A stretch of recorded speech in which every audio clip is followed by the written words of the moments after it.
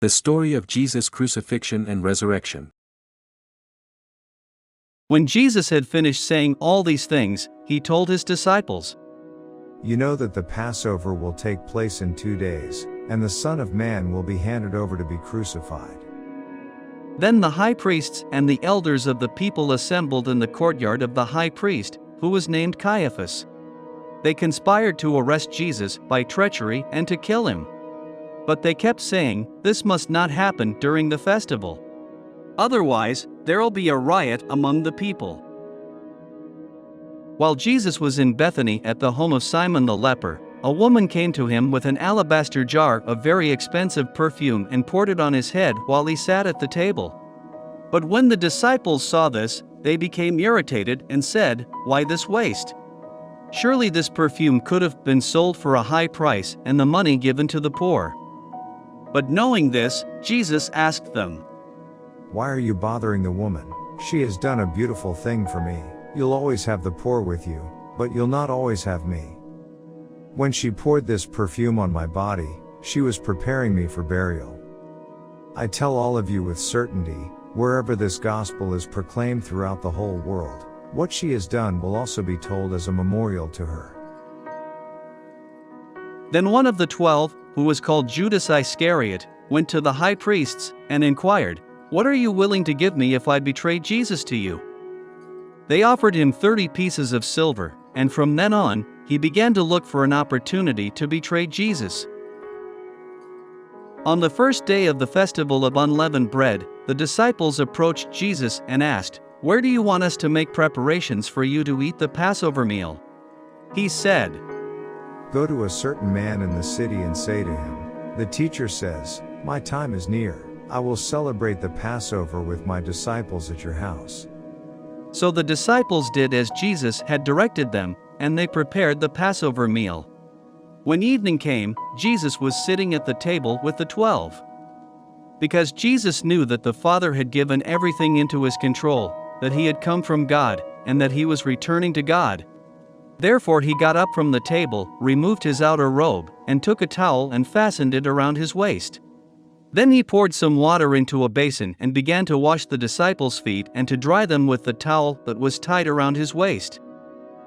Then he came to Simon Peter, who asked him, "Lord, are you going to wash my feet?" Jesus answered him, "You don't realize now what I'm doing, but later on you'll understand." Peter told him, "You must never wash my feet." Jesus answered him, "Unless I wash you, you cannot be involved with me." Simon Peter told him, "Lord, not just my feet, but my hands and my head as well." Jesus told him, "Whoever has bathed is entirely clean. He doesn't need to wash himself further, except for his feet, and you men are clean, though not all of you." For he knew who was going to betray him. That's why he said, "Not all of you are clean." When Jesus had washed their feet and put on his outer robe, he sat down again and told them, "Do you realize what I've done to you? You call me teacher and Lord, and you are right because that is what I am. If I, your Lord and teacher, have washed your feet, you must also wash one another's feet. I've set an example for you, so that you may do as I have done to you. Truly, I tell all of you emphatically, a servant isn't greater than his master, and a messenger isn't greater than the one who sent him. If you understand these things, how blessed you are if you put them into practice." While they were eating, he said, "I tell all of you with certainty, one of you is going to betray me." Feeling deeply distressed, each one began to ask him, "Surely, I am not the one, Lord?" He replied, "The man who has dipped his hand into the bowl with me will betray me. The Son of Man is going away, just as it has been written about him. How terrible it will be for that man by whom the Son of Man is betrayed. It would have been better for him if he had never been born." Then Judas, who was going to betray him, asked, "Rabbi, I'm not the one, am I?" Jesus told him, "You have said so." While they were eating, Jesus took a loaf of bread and blessed it. Then he broke it in pieces and handed it to the disciples, saying, "Take this and eat it. This is my body." Then he took a cup, gave thanks, and gave it to them, saying, Drink from it, all of you, because this is my blood of the new covenant that is being poured out for many people for the forgiveness of sins. I tell all of you I will never again drink the product of the vine until that day when I drink it with you once again in my Father's kingdom. After singing a hymn, they went out to the Mount of Olives. Then Jesus told them, All of you will turn against me this very night, because it is written, I will strike the shepherd, and the sheep of the flock will be scattered. However, after I have been raised, I will go to Galilee ahead of you. But Peter told him, Even if everyone else turns against you, I certainly won't. Jesus told him, I tell you with certainty, before a rooster crow this very night, you will deny me 3 times. Peter told him, Even if I have to die with you, I will never deny you. And all the disciples said the same thing. Then Jesus went with them to a place called Gethsemane. He told the disciples, Sit down here while I go over there and pray. Taking Peter and the 2 sons of Zebedee with him, he began to be grieved and troubled. Then he told them, I'm so deeply grieved that I feel I'm about to die. Wait here and stay awake with me. Going on a little farther, he fell on his face and prayed, Oh my Father, if it is possible, let this cup pass from me. Yet not what I want but what you want. Then an angel from heaven appeared to him and strengthened him. In his anguish he prayed more earnestly, and his sweat became like large drops of blood falling on the ground. When he went back to the disciples, he found them asleep. He told Peter, So, you men couldn't stay awake with me for 1 hour, could you? All of you must stay awake and pray that you won't be tempted. The spirit is indeed willing, but the body is weak. He went away a second time and prayed, My Father, if this cup cannot go away unless I drink it, let your will be done. Then he came back and found them asleep, because they could not keep their eyes open. After leaving them again, he went away and prayed again for the 3rd time, saying the same thing. Then he came back to the disciples and told them, You might as well keep on sleeping and resting. Look, the time is near for the Son of Man to be betrayed into the hands of sinners. Get up, let's go. See, the one who is betraying me is near. Just then, while Jesus was still speaking, Judas, one of the 12, arrived. A large crowd armed with swords and clubs was with him. They were from the high priests and elders of the people. Now the betrayer personally had given them a signal, saying, The one I kiss is the man. Arrest him. So Judas immediately went up to Jesus and said, Hello, Rabbi, and kissed him tenderly. Jesus asked him, Friend, why are you here? Then the other men surged forward, took hold of Jesus, and arrested him. Suddenly, one of the men with Jesus reached out his hand, drew his sword, and struck the high priest's servant, cutting off his ear. Jesus told him, Put your sword back in its place. Everyone who uses a sword will be killed by a sword. Don't you think that I could call on my Father, and he would send me more than 12 legions of angels now? How then would the scriptures be fulfilled that say this must happen?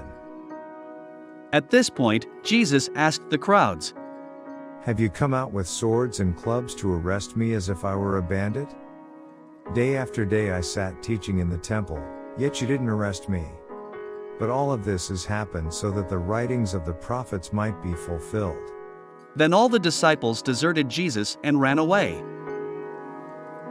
Those who had arrested Jesus took him to Caiaphas, a high priest, where the scribes and the elders had assembled.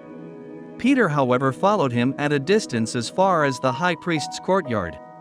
He went inside and sat down with the servants to see how this would end. Meanwhile, the high priests and the whole council were looking for false testimony against Jesus to have him put to death. But they couldn't find any, even though many false witnesses had come forward.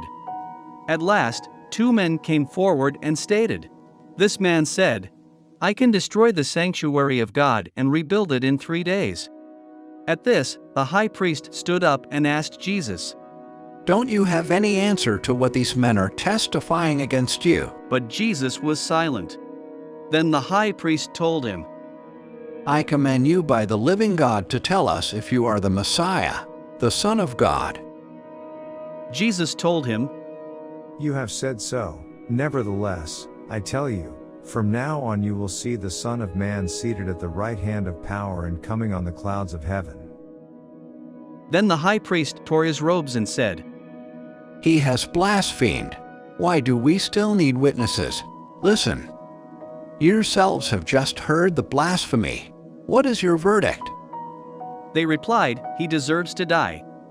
Then they spit in his face and hit him. Some slapped him, saying, "Prophesy to us, you Messiah.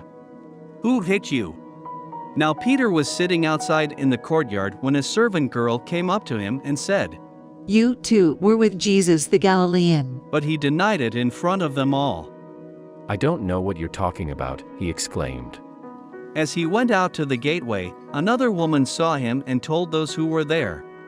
This man was with Jesus from Nazareth. Again, he denied it and swore with an oath. I don't know the man. After a little while, the people who were standing there came up and told Peter, "Obviously you're also one of them, because your accent gives you away." Then he began to curse violently. I don't know the man, he swore solemnly. Just then a rooster crowed. Peter remembered the words of Jesus when he said, "Before a rooster crows, you'll deny me 3 times." Then he went outside and cried bitterly. When morning came, all the high priests and elders of the people conspired against Jesus to put him to death. They bound him with chains, led him away, and handed him over to Pontius Pilate, the governor. Then Judas, who had betrayed him, regretted what had happened when he saw that Jesus was condemned. He brought the 30 pieces of silver back to the high priests and elders, saying, I have sinned by betraying innocent blood. But they replied, "What do we care? Attend to that yourself." Then he flung the pieces of silver into the sanctuary, went outside, ran away, and hanged himself. The high priests picked up the pieces of silver and said, "It is not lawful to put this into the temple treasury, because it is blood money." So they decided to use the money to buy the potter's field as a burial ground for foreigners. That is why that field has been called the field of blood to this day. Then what had been declared through the prophet Jeremiah was fulfilled when he said, "They took the 30 pieces of silver, the value of the man on whom a price had been set by the Israelis, and they gave them for the potter's field, as the Lord commanded me." Meanwhile, Jesus was made to stand in front of the governor. The governor asked him, "Are you the king of the Jews?" Jesus said. You say so. While Jesus was being accused by the high priests and elders, he made no reply. Then Pilate asked him, "Don't you hear how many charges they're bringing against you?" But Jesus did not reply at all, so that the governor was very surprised. At every festival, the governor had a custom of releasing to the crowd any prisoner whom they wanted. At that time, they were holding a notorious prisoner named Barabbas.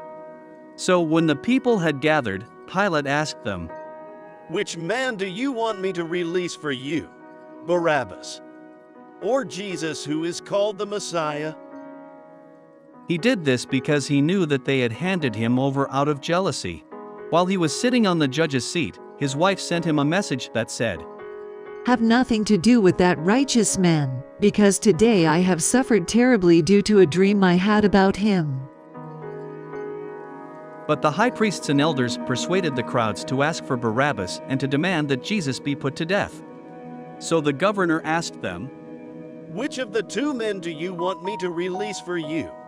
"Barabbas," they replied. Pilate asked them, "Then what should I do with Jesus, who is called the Messiah?" They all said, "Let him be crucified." He asked, "What has he done wrong?" but they kept shouting louder and louder, "Let him be crucified." Pilate saw that he was getting nowhere, but that a riot was about to break out instead. So he took some water and washed his hands in front of the crowd, saying, "I am innocent of this man's blood. Attend to that yourselves." All the people answered, "Let his blood be on us and our children." Then he released Barabbas for them, but he had Jesus whipped and handed over to be crucified. Then the governor's soldiers took Jesus into the imperial headquarters and gathered the whole company of soldiers around him. They stripped him and put a scarlet robe on him. Twisting some thorns into a victor's crown, they placed it on his head and put a stick in his right hand. They knelt in front of him and began making fun of him, saying, "Long live the King of the Jews." Then they spit on him and took the stick and hit him repeatedly on his head. When they had finished making fun of him, they stripped him of the robe, put his own clothes back on him, and led him away to crucify him. As they were leaving, they found a man from Cyrene named Simon, whom they forced to carry Jesus' cross. When they came to a place called Golgotha, which means skull place, they offered him a drink of wine mixed with gall. But when he tasted it, he refused to drink it. After they had crucified him, they determined who would get his clothes by throwing dice for them. Then they sat down there and continued guarding him. Above his head they placed the charge against him. It read, "This is Jesus, the King of the Jews." At that time 2 bandits were crucified with him, one on his right and the other on his left. Now one of the criminals hanging there kept insulting him. "You are the Messiah, aren't you? Save yourself and us." But the other criminal rebuked him. Aren't you afraid of God since you are suffering the same penalty? We have been condemned justly, because we are getting what we deserve for what we have done, but this man has done nothing wrong. Then he went on to plead, "Jesus, remember me when you come into your kingdom." Jesus told him, I tell you with certainty, today you will be with me in paradise. Those who passed by kept insulting him, shaking their heads, and saying, "You who were going to destroy the sanctuary and rebuild it in 3 days, save yourself. If you're the Son of God, come down from the cross." In the same way the high priests, along with the scribes and elders, were also making fun of him. They kept saying, "He saved others but can't save himself. He is the King of Israel. Let him come down from the cross now, and we will believe in him. He trusts in God. Let God rescue him, if he wants to do so now. After all," he said, "I am the Son of God." In a similar way, the bandits who were being crucified with him kept insulting him. From noon on, darkness came over the whole land until 3 in the afternoon. About 3 o'clock, Jesus cried out with a loud voice, Eli, Eli, lema sabachthani? Which means, my God, why have you forsaken me? When some of the people standing there heard this, they said, "He's calling for Elijah." So one of the men ran off at once, took a sponge, and soaked it in some sour wine. Then he put it on a stick and offered Jesus a drink. But the others kept saying, "Wait. Let's see if Elijah will come and save him." Then Jesus cried out with a loud voice again and died. Suddenly, the curtain in the sanctuary was torn in 2 from top to bottom. The earth shook. Rocks were split open. Tombs were opened. And many saints who had died were brought back to life. After his resurrection, they came out of their tombs, went into the holy city, and appeared to many people. When the centurion and those guarding Jesus with him saw the earthquake and the other things that were taking place, they were terrified and said, "This man certainly was the Son of God." Since it was the preparation day, the Jewish leaders did not want to leave the bodies on the crosses during the Sabbath, because that was a particularly important Sabbath. So they asked Pilate to have the men's legs broken and the bodies removed. So the soldiers went and broke the legs of the first man and then of the other man who had been crucified with him. But when they came to Jesus and saw that he was already dead, they did not break his legs. Instead, one of the soldiers pierced his side with a spear, and blood and water immediately came out. The one who saw this has testified, and his testimony is true. He knows he is telling the truth so that you, too, may believe, because these things happen so that the scripture might be fulfilled, none of his bones will be broken. In addition, another passage of scripture says, "They will look on the one whom they pierced." Now many women were also there, watching from a distance. They had accompanied Jesus from Galilee and had ministered to him. Among them were Mary Magdalene, Mary the mother of James and Joseph, and the mother of Zebedee's sons. Later that evening, a rich man arrived from Arimathea. His name was Joseph, and he had become a disciple of Jesus. He went to Pilate and asked for the body of Jesus, and Pilate ordered it to be done. So Joseph took the body and wrapped it in a clean linen cloth. Then he placed it in his own new tomb, which he had cut out of the rock. After rolling a large stone across the door of the tomb, he left, but Mary Magdalene and the other Mary remained there, sitting in front of the tomb. On the next day, that is after the day of preparation, the chief priests and the Pharisees gathered before Pilate and said, "Sir, we remember how that impostor said while he was still alive, 'After 3 days I will rise again.'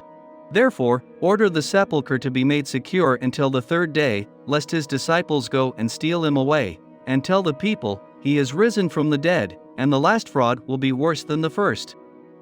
Pilate said to them, You have a guard of soldiers. Go make it as secure as you can. So they went and made the sepulchre secure by sealing the stone and setting a guard. After the Sabbath, toward the dawn of the 1st day of the week, Mary Magdalene and the other Mary went to see the sepulchre. And behold, there was a great earthquake, for an angel of the Lord descended from heaven and came and rolled back the stone and sat upon it. His appearance was like lightning, and his raiment white as snow. And for fear of him the guards trembled and became like dead men. But the angel said to the women, "Do not be afraid, for I know that you seek Jesus who was crucified. He is not here, for he has risen as he said. Come see the place where he lay. Then go quickly and tell his disciples that he has risen from the dead. He is going before you to Galilee. You will see him there." So they departed quickly from the tomb with fear and great joy, and ran to tell his disciples. And behold, Jesus met them and said, "Hail!" And they came up and took hold of his feet and worshipped him. Then Jesus said to them, Do not be afraid. Go and tell my brethren to go to Galilee, and there they will see me. While they were going, behold, some of the guards went into the city and told the chief priests all that had taken place. And when they had assembled with the elders and taken counsel, they gave a sum of money to the soldiers and said, "Tell people, his disciples came by night and stole him away while we were asleep. And if this comes to the governor's ears, we will satisfy him and keep you out of trouble." So they took the money and did as they were directed, and this story has been spread among the Jews to this day. Now the 11 disciples went to Galilee, to the mountain to which Jesus had directed them. And when they saw him they worshipped him, but some doubted. And Jesus came and said to them, All authority in heaven and on earth has been given to me. Go therefore and make disciples of all nations, baptizing them in the name of the Father and of the Son and of the Holy Spirit, teaching them to observe all that I have commanded you. And lo, I am with you always, to the close of the age. Amen.